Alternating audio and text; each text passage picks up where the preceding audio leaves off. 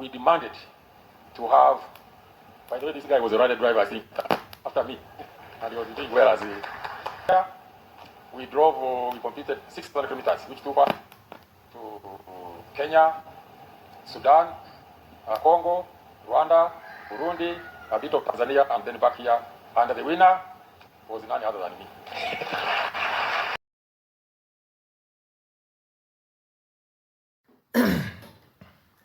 Hi, welcome back to this channel. This video is about the incredible story of Amos Nzeyi. Amos Nzeyi is a billionaire tycoon and owner of a number of brands and franchises, which are, luckily for us, partner with motorsport. But this story is also about, somebody who's also more famous, that is former president of Uganda, Idi Amin. And for everything that he's known for, there is a side to former President Idi Amin that the world needs to know and appreciate. When something needed to be done, it would get done from technocrats or bureaucrats. In preparation for hosting the 1975 African Union Summit, formerly known as the Organization of African Unity, all the necessary conference and hospitality infrastructure were put in place within 12 months and before the guests started to arrive in the capital. These days we need 4 years to prepare to host a regional football tournament, and even then we come up short. Amin did not stop at preparing for the facilities and and the hospital and the hotels. To ensure that our guests were entertained thoroughly, President Amin, who was an avid sportsman, would mandate the Ugandan Motor Club to organize a motorsport rally as part of the celebrations. He also organized. He also ordered for the organization of a beauty pageant, which was organized at the Lugogo Sports Complex, where 19 beautiful girls from Uganda, took part, and one of them was crowned African Beauty Queen of 1975. So the motor rally event that was organized by Uganda Motor Club, which is UMC currently, it will not just be a local rally. It will actually be organized to international standards with President Idi Amin and his future wife, Sarah Cholaba, where they would actually be competing as well.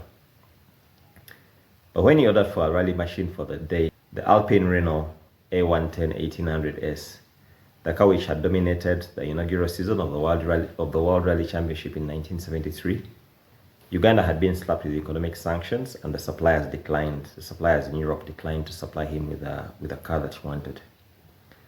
And this was, of course, in response to the 1972 expulsion of people of Asian origin, who were also holding citizenships of other countries, who Amin suspected of repatriating profits to their, countries. So those of us living in 2025 who never met Idi Amin, think of him as a black Donald J. Trump. He ruled by decree, also known as executive orders, and he was not afraid to make orders that were unpopular with other countries, but that also made his own citizens very uncomfortable. And just like Donald Trump, Idi Amin would make orders that would make Western powers step down from their pedestals and come to the table. In one famous case, the Queen of England herself had to stoop so low and beg Idi Amin to reconsider his position when it came to, basically, I think he had given orders for execution of a British journalist, gentleman called Dennis Hill. So when it came to refusal to sell him a rally car, just like Donald Trump, he decided to up the ante. He threatened to deny the World Rally Championship access to Ugandan soil. In those days, the Safari Rally was called the East African Safari Rally, and it traversed all three countries, that is Kenya, Tanzania, and Uganda. And this happened to be at a time when several teams had already shipped people and equipment already in Uganda, because they were making service stops everywhere. So they had distributed all their, their resources everywhere across the three countries. And it was going to be catastrophic for the organizers to change the rally route to cancel the Ugandan leg. So in exchange for not disrupting the World Championship event, President Idi Amin took delivery of a brand new Citroen SM from the PSA group, whose Peugeot 504 would that year win the WRC Safari Rally, with Ove Anderson and Arne Hertz as drivers.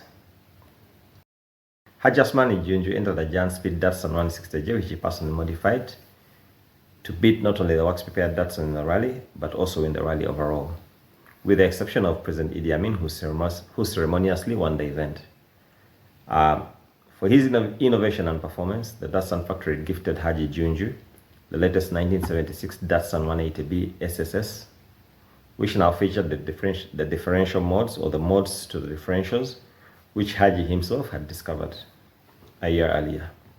President Idi Amin was so pleased with the rally experience, and I suppose the benefits it gives of bringing joy to citizens in every village that cars drove through, that he mandated the Uganda Motor Club to organize another rally.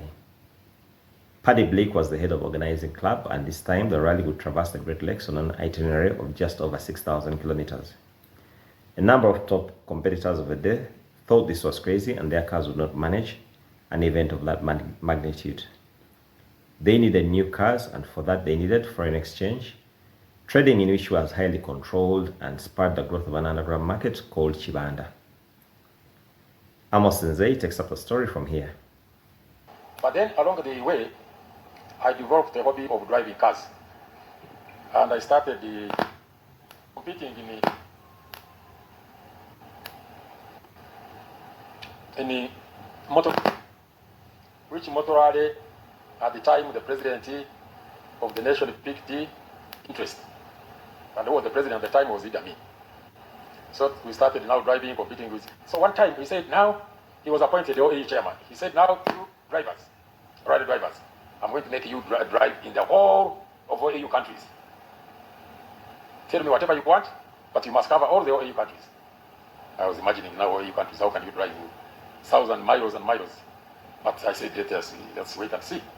He said, I'm going now, I'm chairman of OAU. I'm going to have a rally of 6,000 kilometers. He said, I want you to go to Sudan, Congo, Rwanda, Burundi, Tanzania, Kenya, and come finish here. So when these people went for route, because scrutinizing, whatever, it came out to be 6,000 kilometers. Even the having it was like in 10,000, whatever. They kept on, cutting corners and chopping it, but they zeroed on 6,000. Mm-hmm. I hope I'm not taking wrong, no. No. Yes, you're taking us sure? Process by process. Thank you. So we demanded to have. By the way, this guy was a rally driver, I think, after me, and he was doing well as a. So we demanded, and then of course, these Haji Kawedis and Jjunju, they pleaded to him. They went to him and they said, "We need cars, factory prepared cars, but we don't have foreign exchange. All we need is to be allocated for exchange." I mean, said they give you. We were all sent to Bank of Uganda. Mm-hmm. I think we met Abbas Mawanda there. He's the one who gave us the money. He was in the Bank of Uganda as the director for exchange. Mm-hmm. And we got money and flew to London. This was your money or government's money? The money was ours. Foreign exchange was from government. Ah. So what the facility we got from government was to exchange our money. The money. And yet, of course, it was a big advantage. If you could save, say, $1,000, you'd get probably enough money to pay for $6,000, right? Having sold 1,000. Wow. You'd collect enough money and buy on official. If you bought on official from Bank of Uganda, you'd get about 6,000. That was a good killing. Yeah, it was good. So I flew to London, and we identified the factory preparing cars in UK by the name of Janspeed.